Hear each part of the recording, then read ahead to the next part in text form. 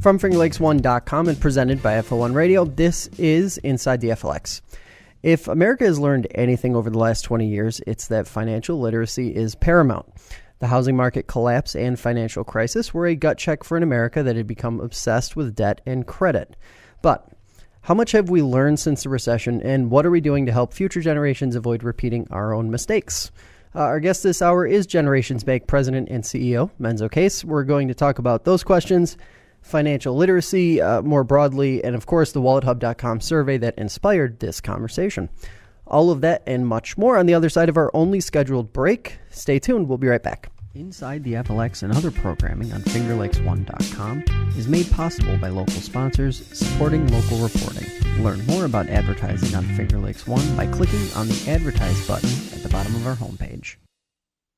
I was severely injured. I was on a ventilator. My husband was scared, and he just went for the nearest number that he had heard advertised over and over and figured they're the best. They know what they're doing. I think that's the typical reaction. But unfortunately, it wasn't the right one. And I'm thankful that we learned that early on in the process. He decided to look for someone locally who would give us a little more personalized attention. And when we met Steve and talked with him, we knew that we had found that person. If you want to feel like you have an attorney who's in your corner, who's going to listen to you, who's going to endeavor to understand you, give Steve a call. I really felt like everyone at Madej, Mears, and Rickey really cared. For a law firm that cares about you, contact Madej, Mears, and Rickey at 315-568-0911. Prior results do not guarantee a similar outcome.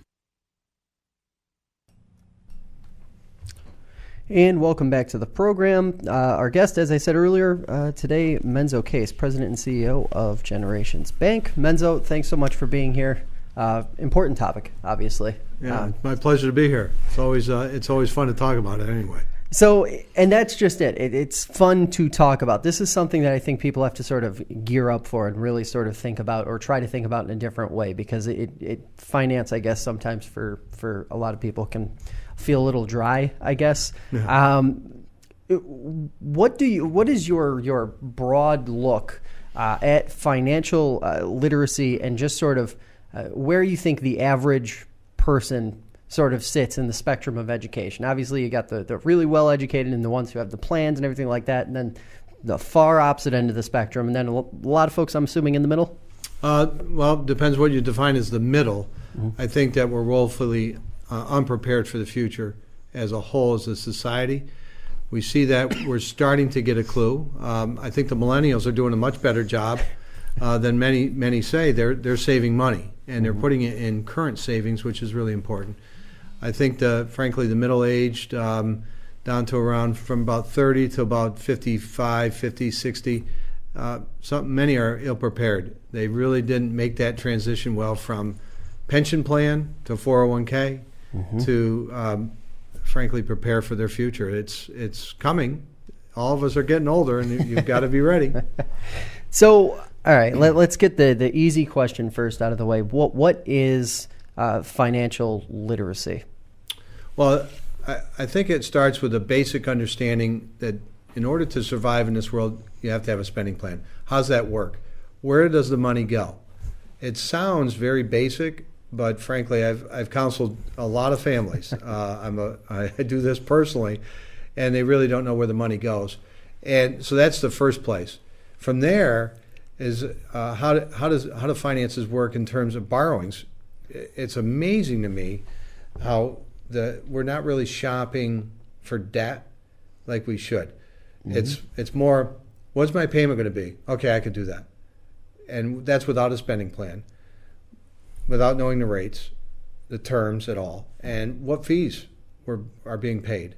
There's a significant market out there that is driven by consumer debt that's ill-informed, and payday lending is one of the highest lending lenders available. The payday lenders are out there in numbers.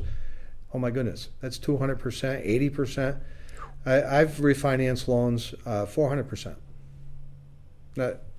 Really, 400%. So that's just crazy. So where do I get the money? And built into that, there should be a level of patience. And unfortunately, we're not a patient people. Sad. Shocking. It's Yeah. just shocking. Yeah, I mean, we could see it all. We could see it in so many ways. So obviously, sort of, what are the, I guess then the opposite end of that, what are the hallmarks of a person or a family or a group of people who are really financially literate and really have a good grasp of their financial circumstances? Well, when I sit down with them, if they know where their money's going, that's number one. Mm-hmm. Two, they know what they can handle in the debt arena, and it's driven by a spending plan. When we're looking for a home, this is my favorite. We're looking for a home. Unfortunately, we're shopping a payment, and it's not what I need. What do I need for my family, and what can I use to meet their needs? So it's. I know when somebody's got it, when they can talk to me intelligently about rates, terms, the future. Mm-hmm. The other thing that, frankly, if they're not saving, they're just missing a piece. If we're not saving 10% of our income for retirement, then we missed it. It's just, there's no way to do it better. If we were to do 10% and get a modest return instead of chasing that rainbow, we can always pick the right stock, Google, Apple, Amazon. It sounds easy, but it's tricky stuff. But get a decent return, plan for the long term, you'll be fine. I just did a presentation to a group, and I think I convinced them all they need to make is 5%, put 10% away, 5% per year, 25 years, 30 years, you'll be fine. So let's also get the idea out of the way, I guess, now early, that banks somehow benefit from folks who aren't financially literate. You guys, obviously, I think it's obvious to me anyway, that you guys collectively, the banking industry wants people who know their stuff and can come to the table with the kind of dialogue you're talking about. It would be much easier, that's for sure.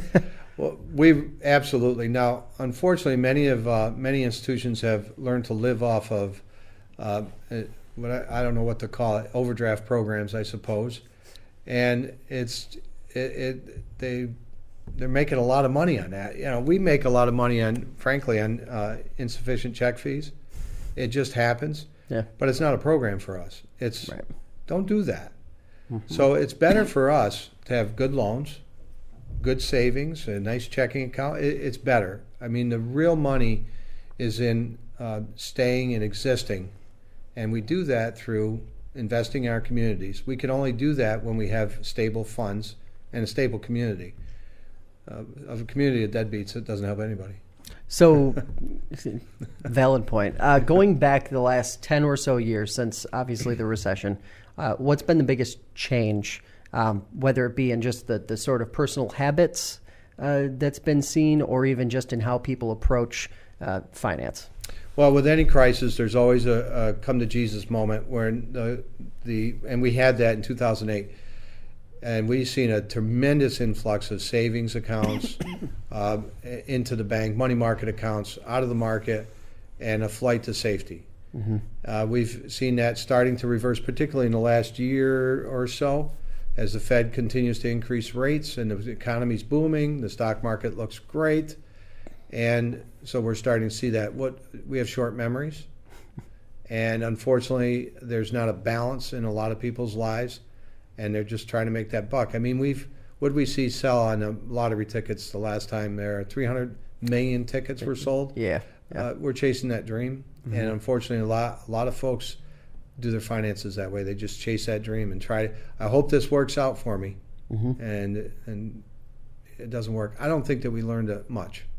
So I want to talk a little bit about the sort of pendulum swing that happened, I suppose, before the recession, during, and then after. In terms of the last, say, 20 years, are we in a better place now than we were well before the recession started? No. The debt, I was just looking at the numbers. Consumer debt is starting to climb again. It's 1.6% more than it was in the third quarter of 2018 versus the quarter before. So we're taking on trillions of dollars of debt. Student loan debt is just a burden that's we're incapable of repaying. Mortgage debt is, again, rebounded. The mortgage programs are becoming more and more risky, and We're not underwriting as well. I could tell you our bank is, but there are institutions out there that are not, and we're starting to see that loose money again. As more money is released into the market, the looser it gets. So I don't think we're better off. I think there's an informed group, but I think that's a small group. I really do. I think we slip back to the lowest common denominator, and that is get it now, get it quick, and don't worry about the consequences for the future, unfortunately. So you mentioned a couple of the high-profile debts that people hear about all the time, obviously credit card debt, and then, of course, student loan debt.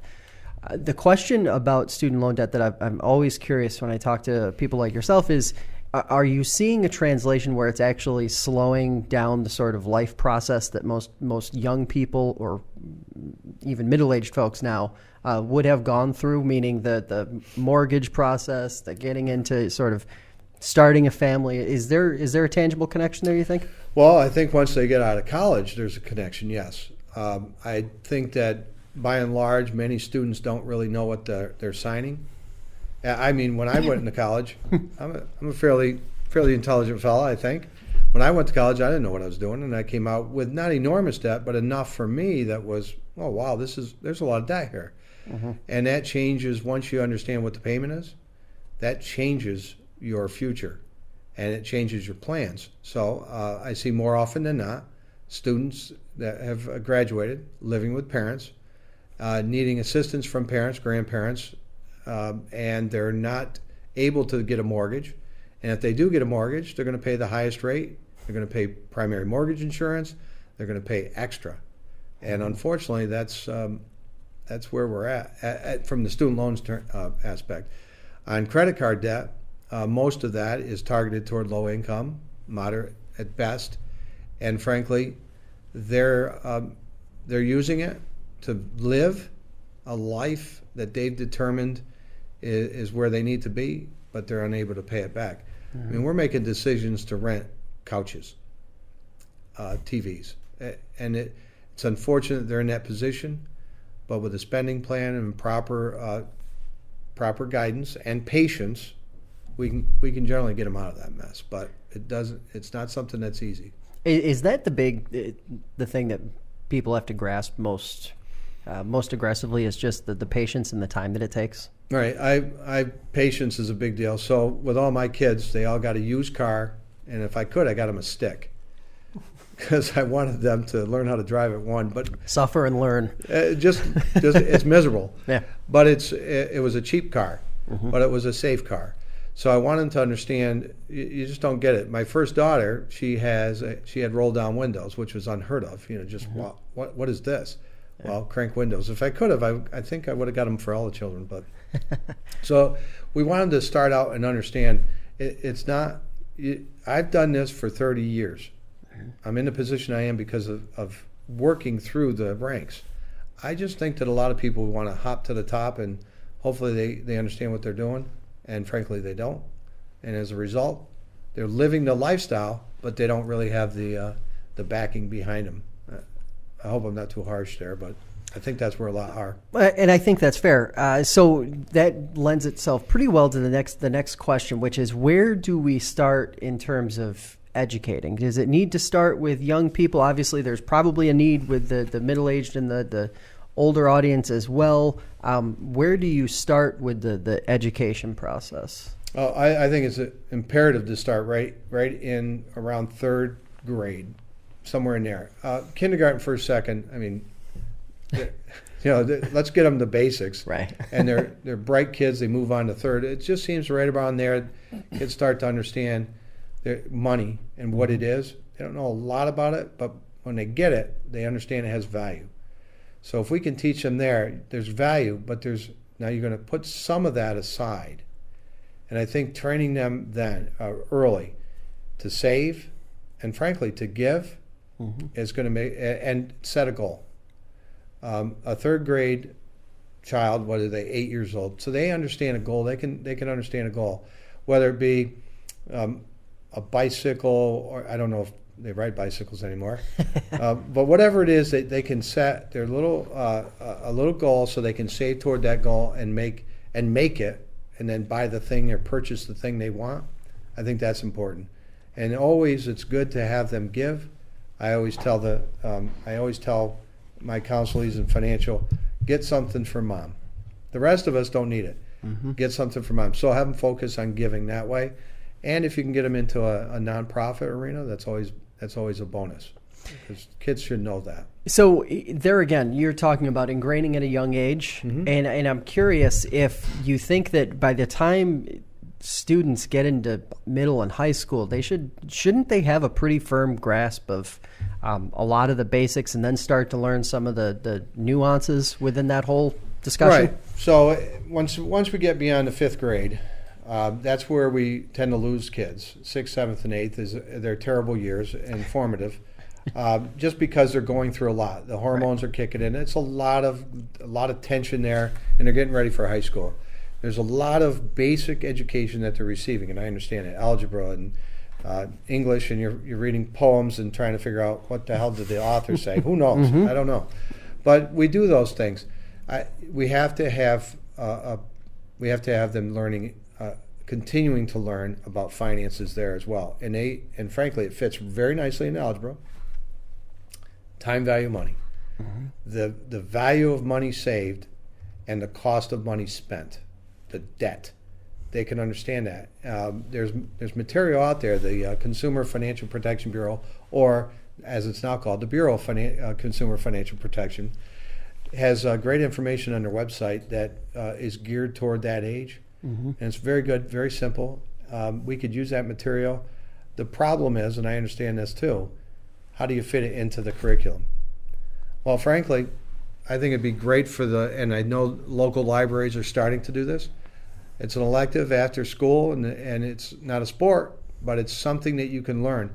But it's hard to lure them in. So it goes back to the families, and you've got to make this an important element. The schools, I don't know what we could do together, but there should be something.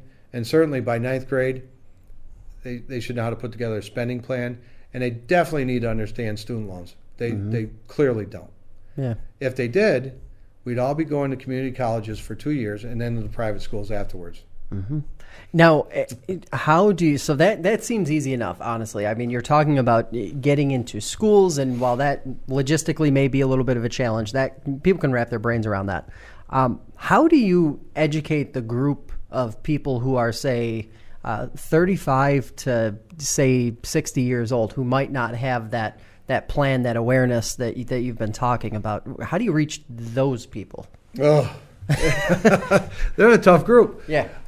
I do it one at a time. Frankly, it's usually when they get in trouble. So I'm usually sitting down with them, and it's, oh no, I've made this really bad decision and now I need help.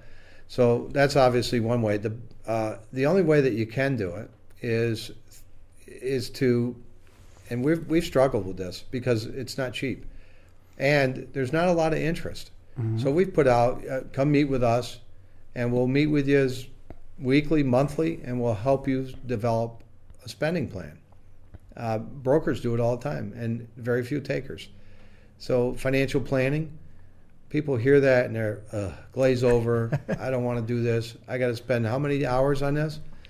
I don't have an answer for that. I wish I knew, because it's not exactly the most exciting discussion, and typically you're talking about a person's individual finances. They don't want to share that in the public realm.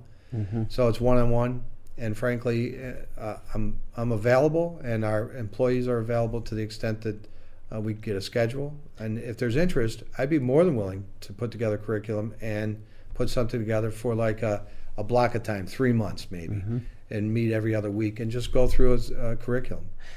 Does technology play a role at all? Because it does seem like people are more, I mean, you got banking apps out the wazoo, of course. Oh, yeah. That's Mint. just a natural part of the way it works.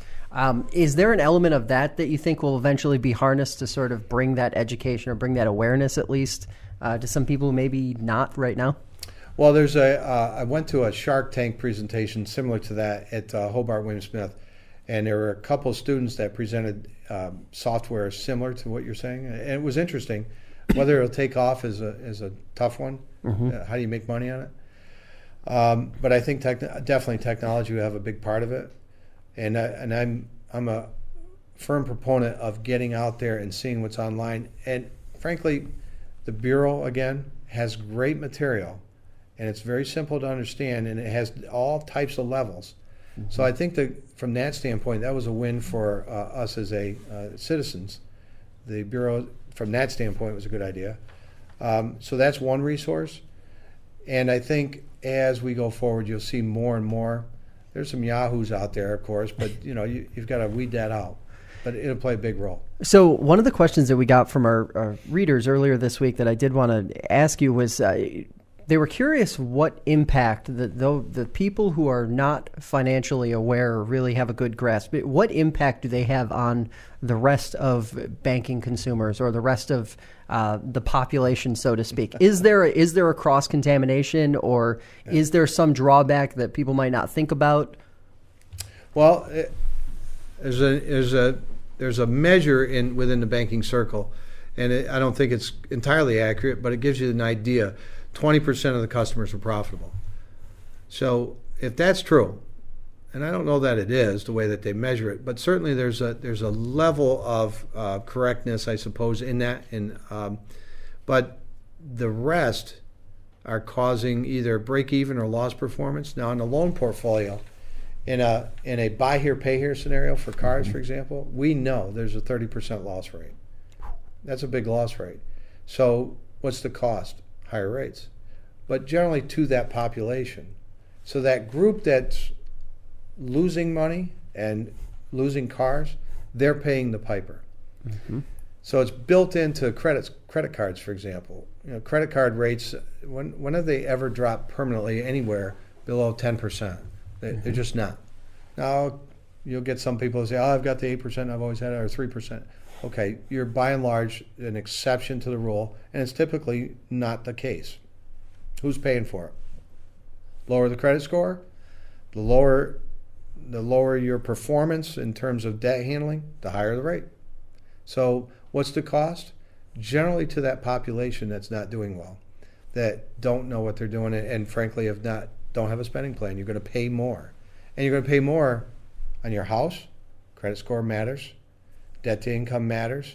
You're going to pay more on your car insurance because now more and more the larger companies are charging more for a lower credit score. It just goes on and on. So the population that's feeding this statistic is paying for it. Mm-hmm. How are we paying for it? Sooner or later, we need to financially support families that really get themselves in distress. So you're paying through social programs that, frankly, we need, so we're paying for that. What is the harder hill to get over, the planning or the execution of a plan after the plan is definitely there? The planning. The planning? Lack of a plan. Once there's a plan, it's pretty easy to implement. Mm-hmm. But it's easy to implement, but it's hard to give up. So when I sit down with my families, I look through it. There's inevitably cable, internet, multiple cell phones, so on and so forth. Yep. And you got to give it up. You got to give up something. So I'm a big proponent of dump Spectrum, just because you don't need cable. Right. You got Netflix; it's far cheaper. Now you still need the internet. We live on the internet, and I get that. Yep. Which, by the way, as a county, we should have high-speed broadband internet everywhere. Just like the most successful cities, by the way, have done this. Yeah. Anyway, get off the stump. So there's certain things that you can just do without. Every kid doesn't need a cell phone. I know we want them to have a cell phone. We want them to, but they don't need it. So determining needs versus wants, and frankly, turn the TV off. Mm-hmm. Just get out of there. So making those tough choices, they're not really that tough, but they're lifestyle choices. Mm-hmm. That's the most difficult thing for people. For my son to say, I'm going to live with my parents, very difficult decision, but choices are few. He could make it somewhere else, but it's so much easier if he doesn't. Same with my daughters when they did it. It's so much easier if you stay here. You can do whatever you want, but in the end, it's a lifestyle choice. And I think that's the most difficult thing. We're so impatient that we just want everything. And I don't know. We just what's the expectation? So I want to shift gears a little bit and focus somewhat on income, because when we did some of that canvassing and talking, that seemed to be the big piece of feedback. A lot of folks saying, hey, this isn't a knowledge problem, it's an income problem. What is your reaction when you hear that? Because from what I've heard, a lot of different folks in the finance world say it doesn't matter how much you make, anybody can save. And I think you sort of alluded to it earlier, 10% no matter what. Right. How do you push back against that, I guess, would be the question. I lived the experience. When my father walked away from the family, there was no support. Somehow we made it on mac and cheese, and I forgot what was the other one my mother had. It was awful, whatever it was, but that's what we ate. We ate cereal, mac and cheese. When I first got out on my own, I got married when I was 19. We moved to California with 5 suitcases. One suitcase had pillows and sheets. One suitcase had some pans, dishes, and silverware, and then the rest were clothes. We moved into our first apartment with no furniture. We slept on the floor with our pillows and our sheets, which, by the way, I mocked my sister-in-law for packing those, for which I apologize now. But we had mac and cheese was $5 for $1, and we had pot pies, same deal. Yep. And we walked to the grocery store, and we walked back with groceries. So we've done it. We've done it. It's what you have to do. We put too much on our kids to succeed. Success is not financial necessarily, and frankly it isn't. It's success in being a human that contributes to the community, to me. And that's what I try to beat in the kids' heads. Don't worry about the money. The money will come, but it's not the end all. And frankly, if you're piling it up, in my household, no, you're not a success. So as people go through the planning process and then they start to execute, when do they tend to start to see the positive results in what you've tend to see? Well, it depends on what they're trying to attain. Most of the families I'm dealing with want to put food on the table, get a house. They get in the house. And that's the big deal. Yeah, getting an apartment or a house where they can actually pay for it. That's the first step for them. Getting their kids new clothes without leveraging, that's a big deal. It just depends on each person. But in the end, little steps, it takes years. It takes years. And some we take 5-6 years get out of the holes that we've built. We've dug, I should say. Now, obviously, some of the folks who listen to this show reminded me that they also listen to programs like Dave Ramsey's, which is always preaching the no debt life. Oh yeah, no debt. Is that realistic for a vast majority of the population, or is that a little on the idealistic side? Well, I think that the way that we've developed as a society, I don't see it, but I do see the potential as you go forward. I think everybody's got to make the mistake of getting debt. It's a good experience. But for example, I got a job where I had to have suits. Where am I going to get suits? So we got credit cards with 0%, and I rolled those puppies for years because I had to get those suits, and it made it. Frankly, it's why I'm where I am today. So I know Dave Ramsey, and I know his Larry Burkett before that. I understand that, but again, he's trying to give the answer, the solution at the end. I think that there's a process of getting there, and I know that's what they believe. They have a whole program. It's a snowball effect. You start paying the little debts first, and then you snowball and make the payments. And I think that's great. But if you're not saving from the beginning, where are you going to start? So I just think that most times if folks would just sit down and talk to somebody that's been through it, and it's usually your parents. If it's not, you can a teacher, a professor, dare I say a banker, but just talk to them. At what point, I guess, when do the alarms start to go off? I guess then you're not saving. A person is say they've been working for 5, 6, 7, 8, 9, 10 years. Maybe they already have a family. At what point does the alarm go off if they haven't already gotten into that saving habit and the whole planning process and whatnot? Well, when the refrigerator craps out, usually that's the time. When something happens that is totally unplanned, and it's usually related to an appliance in the house or the vehicle. And they just, oh, no, what do I do now? Because I don't have wheels. I can't get to work. Yeah, I wish you had a plan then, huh? So that's where you start. And usually it's in a disaster. I mean, I've been through so many of them, personally and with other families. It's just when it hits and then you realize this is not a good scene. I've got to do something better. So that's where it starts.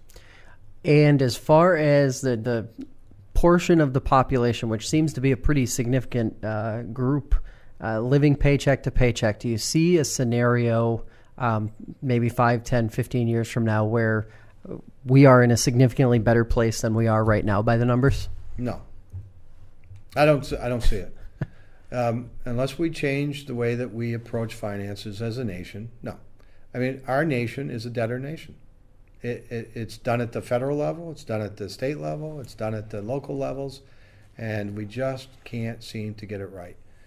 So, no, I don't see any way as a society that we're going to make it better until we determine not to live off of debt. So now the last question for you, I'm genuinely curious because there's a lot of content. There's a lot of different ways you can go, but it seems to start with saving.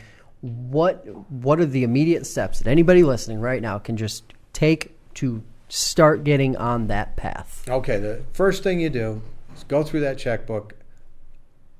Tell me where the money's going. Every penny. Every single penny. And classify it into categories. So you got mortgage payment, car payment, health insurance, car insurance, all these things that are going out the door.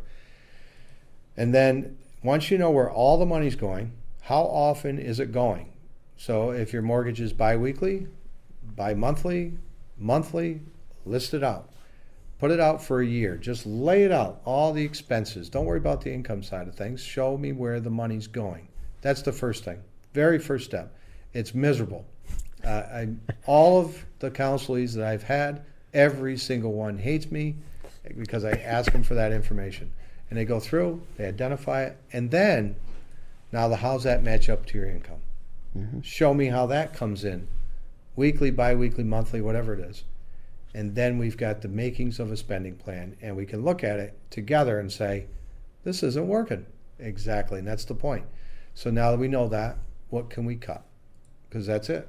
It's usually not make more money. It's usually what can we cut? Now, the other thing that you can do, and I'll give you this real quick, almost, I would say, 50% or more of our citizens are withholding way too much on their federal taxes.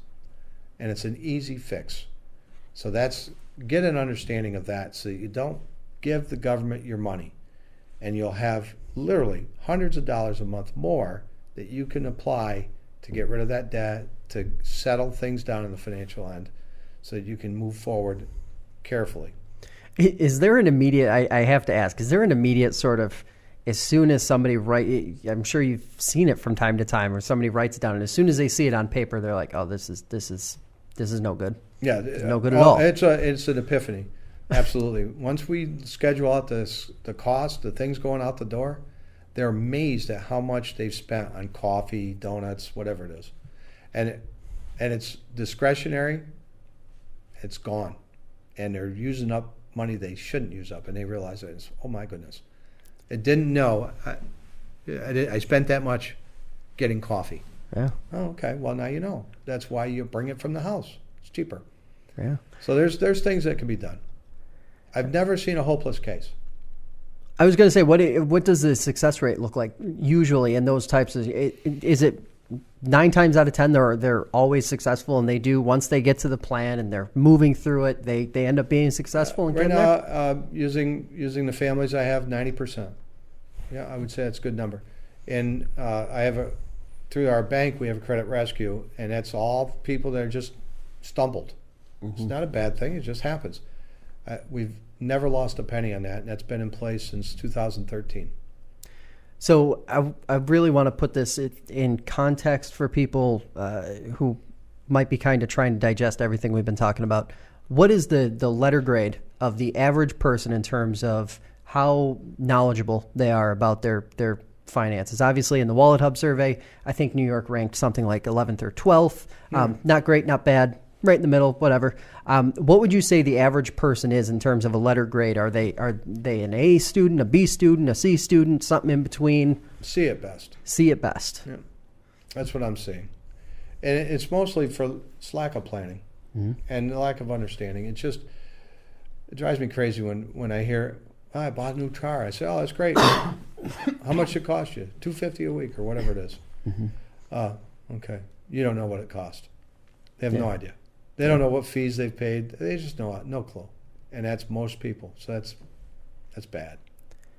All right. Well, I appreciate the time, you coming in, talking to us about this. Obviously, complicated stuff that a lot of people probably don't want to talk about, but I think it's important that they hear, and especially from somebody like you who really has the experience and also does it daily. Yeah, all the time. And we're available. It's just got to get on the calendar. All right. Well, that's going to do it for us today. We'll be back next week with another edition of Inside the FLX. Until then, don't forget to download the FingerLakes1.com app for the latest news, weather, sports, and podcasts like this one on your smartphone or tablet. You can also listen to Inside the FLX on iTunes, Google Play, or wherever you get your podcasts. Hey, thanks for listening, and we will catch you next time.